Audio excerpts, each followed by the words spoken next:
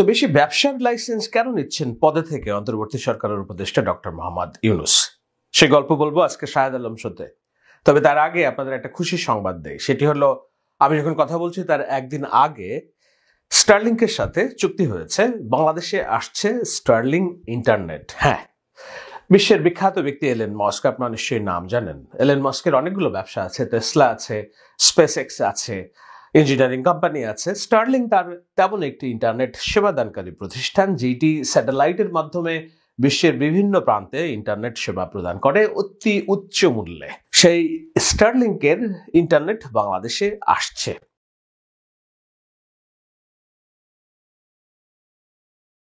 ফেব্রুয়ারি 2025 ইউনূস এবং এলন মাস্কের সাথে স্টারলিংকের ইন্টারনেট নিয়ে ব্যবসা শুরুর আলোচনাকে একটি জাতীয় অর্জন হিসেবে প্রচার এবং প্রকাশ হিসেবে দেখানো হচ্ছে আমাদের প্রতিদিনের নানান রকম সংবাদ এবং নানান রকম উপস্থাপনায়।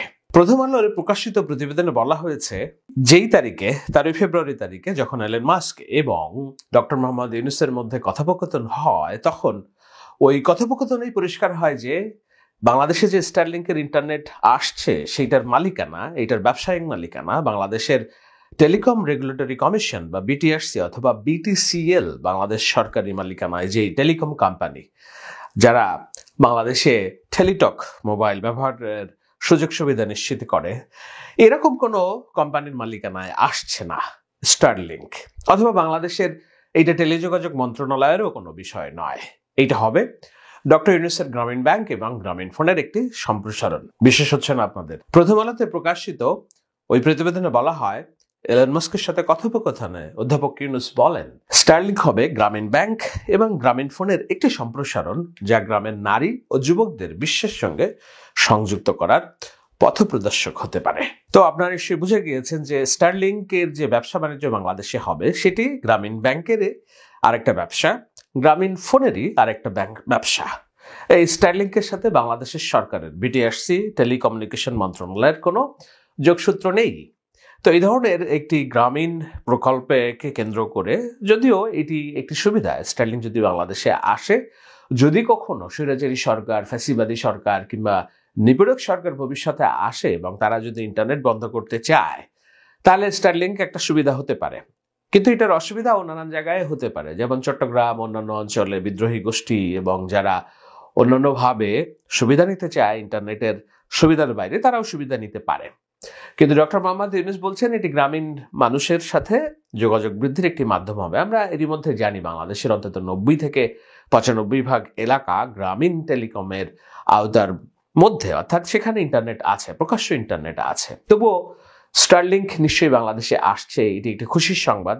এবং সেই খুশির সংবাদে এটি ডাবল খুশির সংবাদ ডক্টর ইউনূসের জন্য, যে এই চুক্তিটা হচ্ছে গ্রামীণ ব্যাংক এবং গ্রামীণ টেলিকমের একটি সম্প্রসারিত অংশ হিসেবে।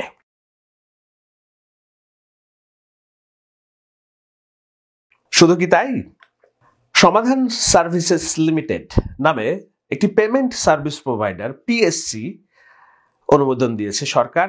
কাকে দিয়েছে? যেটা হবে নগদের মতো ডিজিটাল ওয়ালেট হিসেবে ব্যবসা করবে। তার লাইসেন্সও পেয়েছে গ্রামীণ টেলিকম। তো গ্রামীণ টেলিকমের স্টারলিং ব্যবসা, সাথে হচ্ছে সমাধান সার্ভিসেস লিমিটেড নগদের অল্টারনেটিভ হিসেবে ডিজিটাল ওয়ালেটের ব্যবসা করবে গ্রামীণ টেলিকম। তো এই যখন গ্রামীণ টেলিকম পিএসসির এই লাইসেন্সটা পেল, তখন বাদ বাকি টেলিকম অপারেটরের সংশ্লিষ্টরা, যেখানে রবি, বাংলালিংক এবং টেলিটক এর মতো একাধিক প্রতিষ্ঠানের পিএসসি লাইসেন্স পাওয়ার আবেদন তারা দীর্ঘদিন ধরে করে রেখেছে এবং সেগুলো ফাইলবন্দি হয়ে আছে। তো সেখানে গ্রামীণ টেলিকম এই ধরনের একটি বড় আর্থিক প্রতিষ্ঠানের সুবিধা পেয়েছে। এই দুইটা সুবিধার কথা যদি আপনাদের বলি, গল্প শেষ হয়ে যেতে পারত, কিন্তু গল্প শেষ হচ্ছে না। ডক্টর ইউনূস গত 8 মাসে এই দুটি সহ আরো অন্তত 5টি, মোট 7টি বড় বড় ব্যবসায়িক সুবিধা নিজের নামে করে নিয়েছেন। সেগুলোর কথা বলছি, তবে তার আগে আপনাদের ডক্টর ইউনূসের বেশ কয়েকটি ব্যবসার কথা নিশ্চয়ই আপনাদের স্মরণ করিয়ে দেই। তার একটি হলো গ্রামীণ ব্যাংক, তো অবশ্যই আছে, যার কথা আমি বলবো। তবে গ্রামীণ ব্যাংকের সাথে ডক্টর ইউনূসের গ্রামীণ টেলিকম, যেটি এই দুটি ব্যবসা পেয়েছে, স্টারলিংক এবং পিএসসি লাইসেন্স, গ্রামীণ কল্যাণ, গ্রামীণ ফান্ড, গ্রামীণ মৎস্য ফাউন্ডেশন, গ্রামীণ উদ্যোগ, গ্রামীণ সামগ্রী এবং গ্রামীণ শক্তি। শক্তি দই আপনাদের কথা মনে আছে নিশ্চয়ই। গ্রামীণ সামগ্রীর বলতে গ্রামীণ চেকের যে ব্যবসা আছে নিশ্চয়ই আপনার মনে আছে।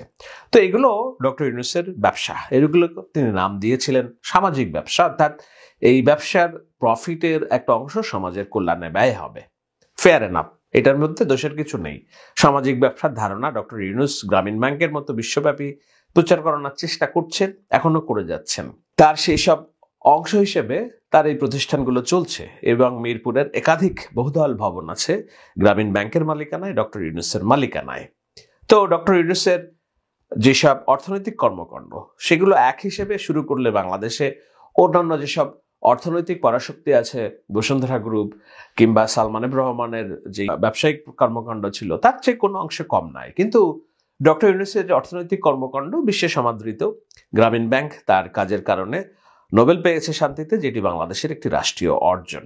তো সেই সব রাষ্ট্রীয় অর্জন এবং গৌরব নিয়ে তো আমরা সবাই গৌরব করি, কিন্তু প্রশ্ন আসছে সবচেয়ে বড় গৌরবের যে বিষয় ডক্টর ইউনূসের জীবনে, সেটি হলো বাংলাদেশ নামক রাষ্ট্রের প্রায় 18 থেকে 20 কোটি মানুষের ভাগ্য পরিবর্তনের জন্য বিশেষ এক ইতিহাসের সন্ধিক্ষণে জুলাই যে গণ অভ্যুত্থান, সেই গণ অভ্যুত্থানের পরে যে রাষ্ট্র ব্যবস্থা, সরকার কিভাবে পরিচালিত হবে তার দায়িত্ব হিসেবে তিনি অন্তর্বর্তী সরকারের প্রধান হিসেবে দায়িত্ব পালন করছেন। এটি তার জীবনের সবচেয়ে বড় অর্জন। কিন্তু সেই দায়িত্ব পালন করতে যে নিজে দায়িত্ব পালন থাকা অবস্থায় ডক্টর ইউনূস আর্থিক সুবিধা নিচ্ছেন আরো অনেক বেশি। উল্লেখিত দুটি গল্প ছাড়াও গত 8 মাসে ডক্টর ইউনূস স্টারলিংক এবং সমাধান সার্ভিসেসের মতো আরো প্রায় 4টি বিশাল এবং এককেন্দ্রিক ব্যবসার লাইসেন্স নিয়েছেন। যেমন প্রথম হলো গ্রামীণ বিশ্ববিদ্যালয়ের অনুমোদন। 18 মার্চ 2025 সালে এটার অনুমোদন হয়। এই বিশ্ববিদ্যালয়ের বোর্ড অব ট্রাস্টিজের সদস্য হিসেবে আছেন মোহাম্মদ ইউনূসের ছোট ভাই মোহাম্মদ ইব্রাহিম এবং প্রধান উপদেষ্টার কার্যালয়ের এসডিজি বিষয়ক প্রধান সমন্বয়কারী লামিয়া মোরশেদ। বাংলাদেশে মোট বিশ্ববিদ্যালয়ের সংখ্যা 137টির মতো। এর মধ্যে 37টি সরকারি বিশ্ববিদ্যালয় আর 90টিরও বেশি বেসরকারি বিশ্ববিদ্যালয় রয়েছে। 2টি আন্তর্জাতিক বিশ্ববিদ্যালয় রয়েছে। তো এত সব বেসরকারি বিশ্ববিদ্যালয় থেকে বছরের পর বছর পয়সার বিনিময়ে যে সার্টিফিকেট বের হচ্ছে, হাজার হাজার লক্ষ লক্ষ তরুণ বেকার জীবনযাপন করছে, গ্রামীণ বিশ্ববিদ্যালয় নিশ্চয়ই একটা নতুনত্ব এনে দিবে। সেই পরিকল্পনাতেই ডক্টর মোহাম্মদ ইউনূস একটি বিশ্ববিদ্যালয়ের অনুমোদন নিয়েছেন। দোষের কিছু নেই নিশ্চয়ই। আমি কেবল মনে করিয়ে দিচ্ছি কি কি অর্থনৈতিক সুবিধা এবং ব্যবসার লাইসেন্স ডক্টর ইউনূস গত 8 মাসে নিয়েছেন। দ্বিতীয় হিসেবে তিনি আরো একটি লাইসেন্স নিয়েছেন, সেটি হলো গ্রামীণ এমপ্লয়মেন্ট সার্ভিস বা জনশক্তি রপ্তানির লাইসেন্স। আপনারা আদম ব্যবসার নাম শুনেছেন নিশ্চয়ই। জনশক্তি নিশ্চয়ই বাংলাদেশের একটি বড় খাত। এই খাত না থাকলে বাংলাদেশের লক্ষ কোটি যুবক দেশের বাইরে যেয়ে পরিবারকে উন্নত জীবনযাপনের সুযোগ করে দেওয়ার সুযোগ পেত না। তো সেই এমপ্লয়মেন্ট সার্ভিস বা জনশক্তি রপ্তানির লাইসেন্স বর্তমান সরকারের আমলে গত 8 মাসে একটাই লাইসেন্স দেওয়া হয়েছে।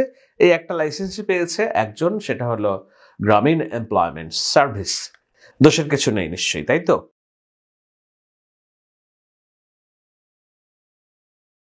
3 নম্বর যে আর্থিক সুবিধা আমরা দেখেছি সেটা হলো গ্রামীণ ব্যাংকে সরকারের কর্তৃত্ব কমানোর প্রস্তাব অনুমোদন এবং অধ্যাদেশ জারির অপেক্ষা। কি সেটা? সেটা হলো গ্রামীণ ব্যাংক বাংলাদেশের যেই দরিদ্র মানুষকে ঋণ দেওয়ার, গ্রামের মানুষকে ঋণ দেওয়ার যে ব্যাংক, সেই ব্যাংকের যে মালিকানা, হাসিনার আমলে অনেক রকম জুলুম হয়েছে ব্যাংকটির উপরে, ডক্টর মোহাম্মদ ইউনূসের মালিকানার উপরে। বলা হচ্ছিল ডক্টর ইউনূস কখনো চেয়ার থেকে সরে যান না। তো তার বয়স হলেও বাংলাদেশের অন্যান্য ব্যাংকের যেহেতু নির্দিষ্ট বয়সসীমা আছে, এমডি ম্যানেজিং ডিরেক্টর পদে, সেই বয়সসীমা অনুযায়ী ডক্টর ইউনূসও গ্রামীণ ব্যাংকের এমডি থাকতে পারেন না। সেজন্য সরকারের মনোনীত একজন এমডি, সরকারের মালিকানা এখানে ছিল 25%। সেই 25% থেকে মালিকানা কমিয়ে এখন সরকারের মালিকানা করা হয়েছে 10%। তো সরকারের মালিকানা যখন কোনো ব্যাংকে কমে, তখন সেই মালিকানা যায় ব্যাংকের প্রতিষ্ঠাতা এবং পরিচালকদের হাতে, পকেটে। সেটাই হয়েছে।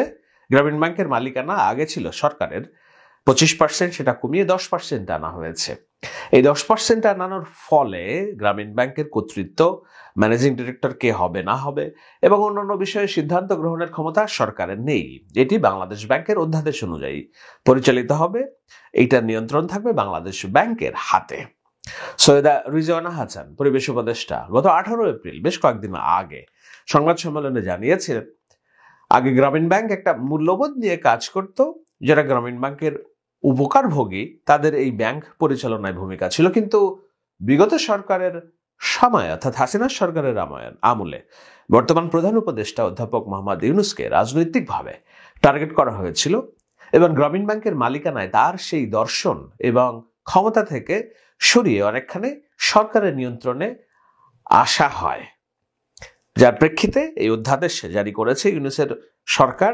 যে অধ্যাদেশ অনুযায়ী গ্রামীণ ব্যাংক তার আগের অবস্থায় ফিরে যাবে, মালিকানা ডক্টর ইউনূসের এবং তার লোকজনের বেশি থাকবে, সরকারের কর্তৃত্ব একদম কমে যাবে। দোষের কিছু নেই নিশ্চয়ই, তাই না?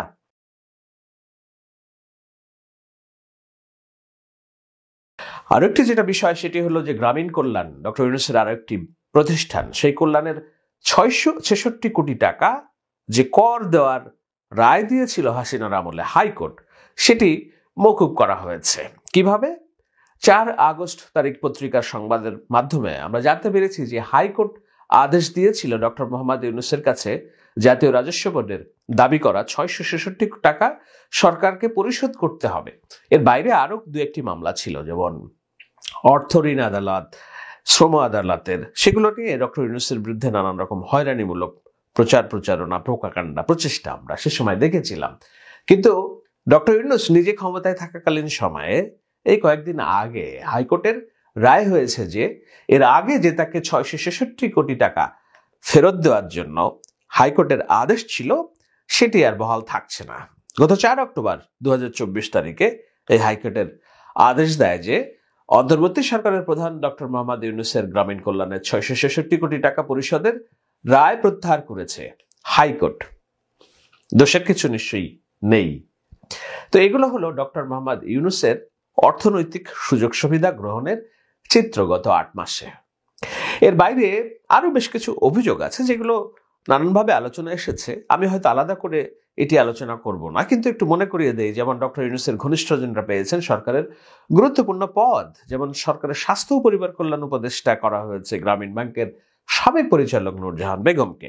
এই নূরজাহান বেগম তার কর্মদক্ষতা, তার কর্মপরিচালনা নিয়ে অসন্তোষ চারিদিকে স্বাস্থ্য মন্ত্রণালয়ে, কিন্তু এটি নিয়ে কোনো কথা বলা যাবে না, এটি নিয়ে কোনো কাজ করা যাবে না, কেননা এটি গ্রামীণ ব্যাংকের একজন ঘনিষ্ঠ কর্মচারী নিয়োগ পেয়েছেন স্বাস্থ্য উপদেষ্টা হিসেবে।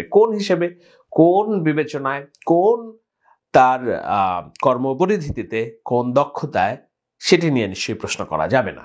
ইউনূস সেন্টারের নির্বাহী পরিচালক লামিয়া মোর্শেদকে প্রধান উপদেষ্টার কার্যালয়ের সিনিয়র সচিব পদমর্যাদায় এসডিজি বিষয়ক প্রধান সমন্বয়কারী হিসেবে নিযুক্ত করেছেন ডক্টর ইউনূস। পুরাতন খবর, আপনারা নিশ্চয়ই জানেন সেটা। এর বাইরে নিজের ছোট ভাই মোহাম্মদ ইব্রাহিমের ছেলে অপূর্ব জাহাঙ্গীরকে গত বছরের 13 আগস্ট উপপ্রেস সচিব হিসেবে নিয়োগ দেন মোহাম্মদ ইউনূস। গণমাধ্যমের সংশ্লিষ্ট কাজে তার কোনো অভিজ্ঞতা নেই এমন অভিযোগ আছে।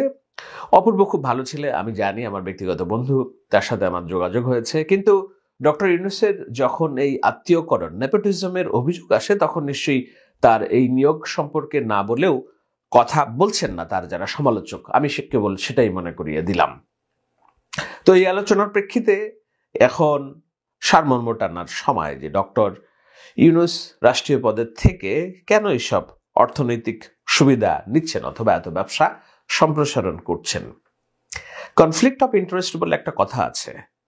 কথাটা হলো, যখন আপনি কোনো সরকারি পদে থাকেন, সেই সরকারি পদের সুবিধা ব্যবহার করে এমন কোনো আর্থিক বিষয়াদি, আর্থিক সুবিধাদি যদি আপনি নেন যেটা প্রমাণিত হয় কিংবা ইঙ্গিত নির্দেশনা প্রদান করে যে আপনি আপনার প্রভাব খাটিয়ে এই ব্যবসার মালিক হয়েছেন, এই ব্যবসা থেকে আর্থিক সুবিধা নিয়েছেন, এই ব্যবসা থেকে আপনার মনোনীত মানুষরা আর্থিক সুবিধা পেয়েছে, তখন সেটা কনফ্লিক্ট অফ ইন্টারেস্ট হয়।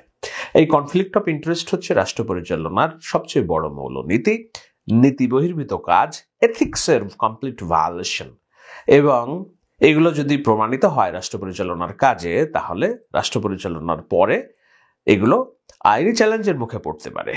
তো ডক্টর মোহাম্মদ ইউনূসের স্টারলিংক ব্যবসায়, গ্রামীণ টেলিকম, গ্রামীণ ব্যাংকের সম্প্রসারিত উদ্যোগ, মোহাম্মদ ইউনূসের সমাধান services limited, PSC payment gateway, গ্রামীণ টেলিকমের ব্যবসা, গ্রামীণ ইউনিভার্সিটি, গ্রামীণ এমপ্লয়মেন্ট সার্ভিসেস জনশক্তি রপ্তানির লাইসেন্স, গ্রামীণ কল্যাণের 666 কোটি টাকা রায় মাফ, এবং গ্রামীণ ব্যাংকের মালিকানা এবং কর্তৃত্বে মোহাম্মদ ইউনূসের কর্তৃত্ব প্রতিষ্ঠার সরকারি অধ্যাদেশ, এগুলো কি কনফ্লিক্ট অফ ইন্টারেস্টের সাথে যায় কিনা ডক্টর মোহাম্মদ ইউনূস এবং তার যারা বোদ্ধা আছেন, পরামর্শক আছেন?